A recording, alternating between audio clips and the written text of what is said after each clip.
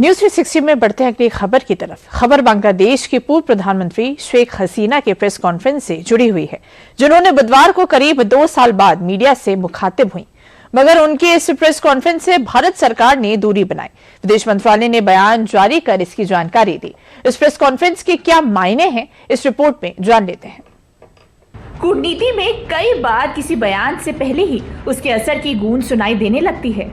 बांग्लादेश की पूर्व प्रधानमंत्री शेख हसीना की 5 अगस्त को होने वाली प्रेस कॉन्फ्रेंस भी कुछ ऐसा ही माहौल बना चुकी है।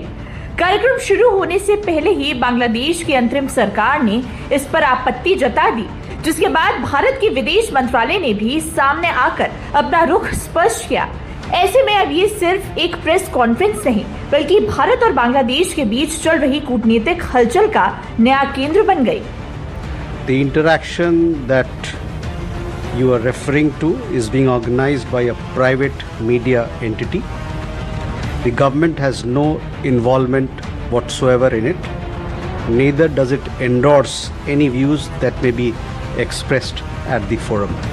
जिस वार्तालाप की इन्होंने बात की अभी, वो एक प्राइवेट मीडिया संस्थान उसका आयोजन कर रहा है। भारत सरकार का इस आयोजन से कोई लेना देना नहीं है और साथ ही साथ वहाँ पर इस मंच से उठाए गए विषय या उस मंच से बोले गए शब्दों का कोई समर्थन हम नहीं करते हैं, न और साथ ही साथ हमारा कोई उससे कोई रिश्ता नहीं है। 2 साल की खामोशी और फिर अचानक मीडिया के सामने आने का फैसला। सवाल सिर्फ इतना नहीं है कि शेख हसीना क्या कहेंगी, बल्कि ये भी है कि उन्होंने अपनी बात रखने के लिए 5 अगस्त की तारीख ही क्यों चुनी। ये एक बहुत बड़ा सवाल है। ऐसे में उनकी ये प्रेस कॉन्फ्रेंस महज एक मीडिया बातचीत नहीं, बल्कि एक सोचा समझा राजनीतिक संदेश मानी जा रही है। आखिर 5 अगस्त की इस तारीख के क्या मायने हैं, इसको भी समझ लेते हैं। 5 अगस्त 2024 को ही छात्र आंदोलन के बाद शेख हसीना को बांग्लादेश छोड़ना पड़ा था। प्रदर्शनकारी 5 अगस्त के दिन ही उनके सरकारी आवास तक पहुंच गए थे। इसके बाद वो इस्तीफा देकर सेना के विमान से भारत आ गई थी।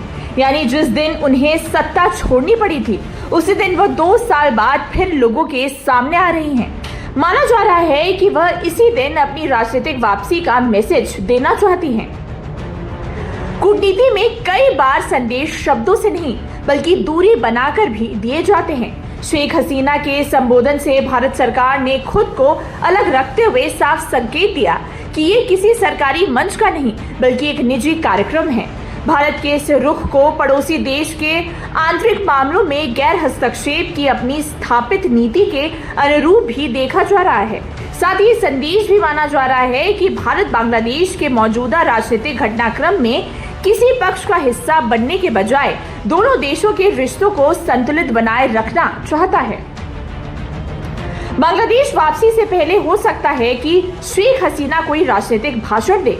इससे भारत बांग्लादेश में तल्खी पैदा हो सकती है। शेख हसीना के कार्यक्रम पर दुनिया भर की मीडिया की नजरें हैं।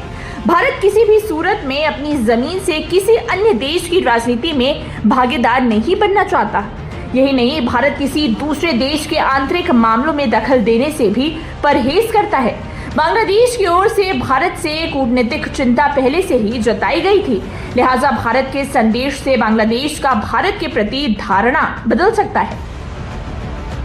शेख हसीना को लेकर उठे विवाद से इतर भारत लगातार बांग्लादेश से अपने बेहतर संबंधों पर जोर दे रहा है। इसी दिशा में एक प्रयास ब्रिक्स समिट को लेकर भी किया गया है। भारत सितंबर में ब्रिक्स समिट की मेजबानी करने जा रहा है, लिहाजा भारत ने बांग्लादेश के प्रधानमंत्री को भी न्योता भेजा है, जिसका जिक्र विदेश मंत्रालय ने अपने संबोधन में किया है। The invitation that has been extended to the Bangladesh Prime Minister, let me put things before you. You would be aware that a formal invitation to Bangladesh Prime Minister to visit India was extended when he assumed office in February 2026. As far as the BRICS summit is concerned, India has separately extended an invitation to him in his capacity as the current chair of BIMSTEC to attend the outreach session of the 18th BRICS summit, which will be held in New Delhi. The invitation has been extended as per the standard practice being followed in BRICS for the outreach sessions. Other heads of regional groups have also been invited in a similar manner. Bangladesh की पूर्व प्रधानमंत्री शेख हसीना के किसी भी संबोधन से दूरी बनाकर भारत ने बांग्लादेश के प्रति अपनी प्रतिबद्धता दर्ज करवा दी। साथ ही साथ ब्रिक्स सम्मेलन में बांग्लादेश को न्योता भेजकर दुनिया को भी ये संदेश दे दिया है कि मतभेद से इतर भारत के लिए पड़ोसी पहले है। अब देखना दिलचस्प होगा कि भारत के इस प्रयास से भारत बांग्लादेश संबंधों में कितना सकारात्मक असर देखने को मिलता है।